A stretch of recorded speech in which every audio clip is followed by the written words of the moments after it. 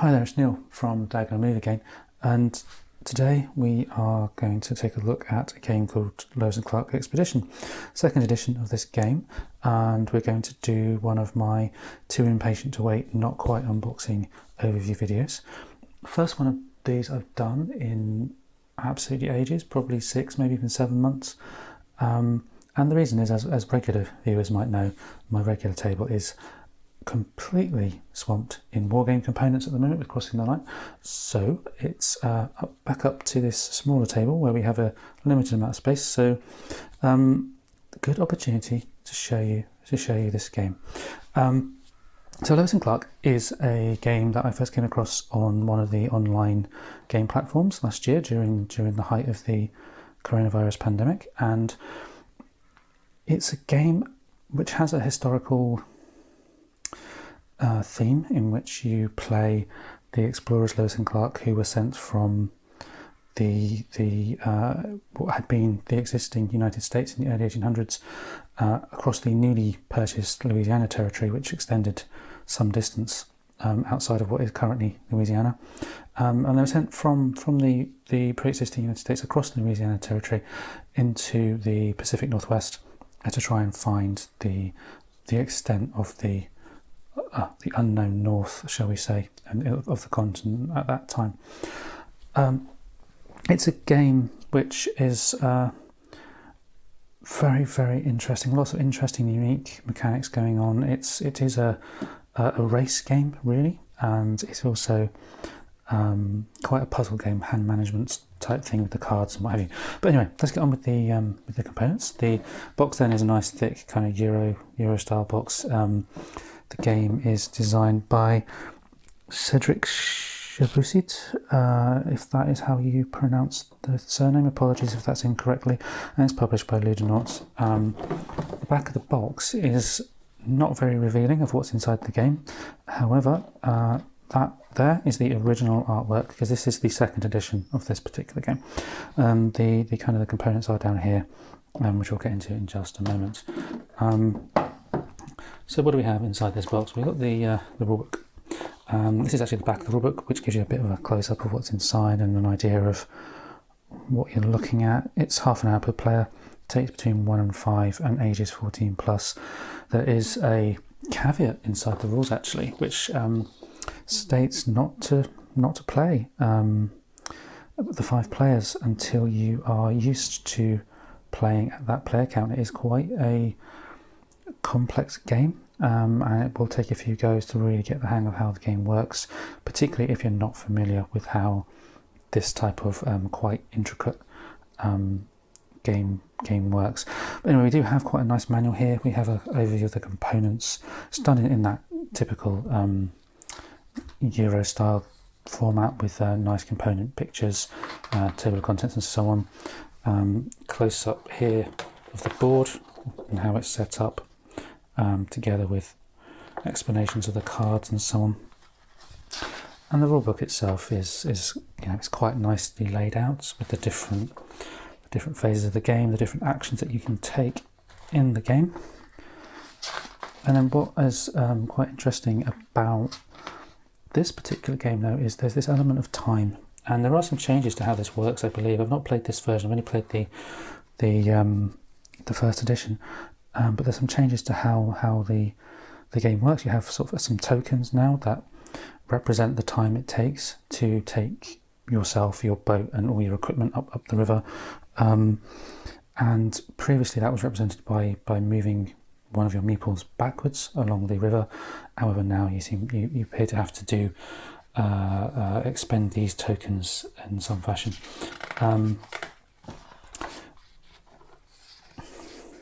More about the rules. There's also in addition to the cards and so on, there is actually quite a strong worker placement element to this as well, in which you need to work with the local native tribes people to get resources and help you on your way along the river and on your journey. In the real life, the journey did take a few years, I think. And what's really nice about this game is that it is entirely based upon history, and there's a nice summary of the actual Lewis and Clark expedition back in the early 1800s, who, as I mentioned, were sent by Thomas Jefferson to discover the northern part of the newly acquired territory. And all the cards in the game do have representations of actual historical characters on them, and there's a little bit here about each of the characters. And as you can see, there's a fair number of characters to sort of pique your interest in the period and how the expedition was conducted in the real history. And there is, of course, a solo variant, and at some point I will almost certainly get the solo game to the table and do a playthrough. I'm not sure when that'll be because of the current occupation of my table by crossing the line. So okay, onto the components, and we have a great big pile of cards. Look at those in more detail in a moment, but we do have, as with many of these games, a selection of resources, some nice hexagonal resources here, representing various resources, wood and metal and what have you, food, that type of thing.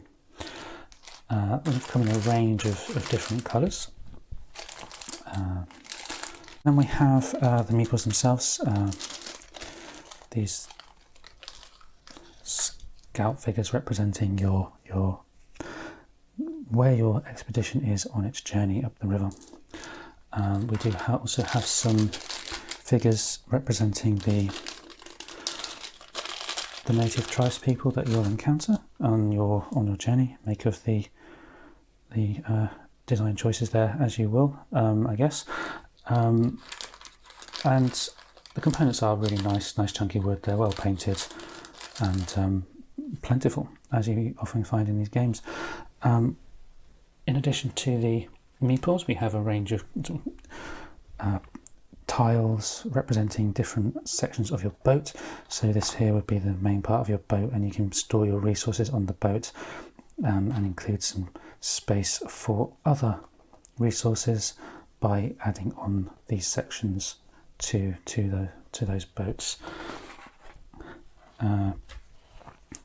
We have also some, the time tokens and extra sort of resource markers showing you how many you've got if you run out of individual components.